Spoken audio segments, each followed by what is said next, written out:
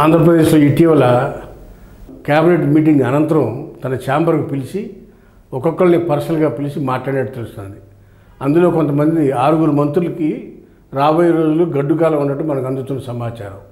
అందులో కొల్లు రవీంద్ర, వంగల్పూడి అనిత, సుభాషు, అనగాన సత్యప్రసాద్, సవిత, కొండపల్లి రాంప్రసాద్ రెడ్డి ఈ 6కి కూడా వార్నింగ్ ఇచ్చినట్టుగా, ఆ నియోజకవర్గాల్లో జరిగే పరిస్థితులపైన వాళ్ళతో చర్చించినట్టుగా, రాబోయే రోజుల్లో ఇదే పరిస్థితి కొనసాగితే భవిష్యత్తులో మిమ్మల్ని నేను క్యారీ చేయలేను అని కూడా చంద్రబాబు నాయుడు గారు ఆ సందర్భంగా చెప్పడం తెలుస్తుంది.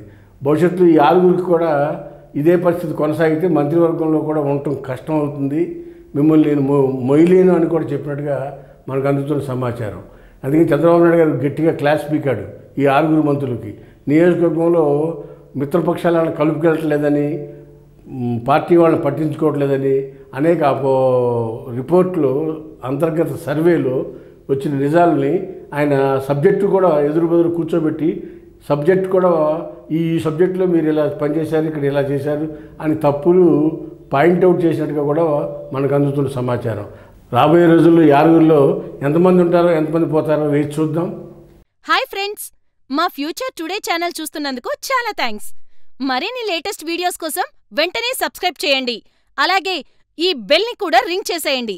మా లేటెస్ట్ వీడియోస్ నోటిఫికేషన్స్ అన్నీ మీ మొబైల్లో వస్తాయి. మా వీడియోస్ మీకు నచ్చితే లైక్ చేయండి, షేర్ చేయండి, నచ్చకపోతే కామెంట్ చేయండి.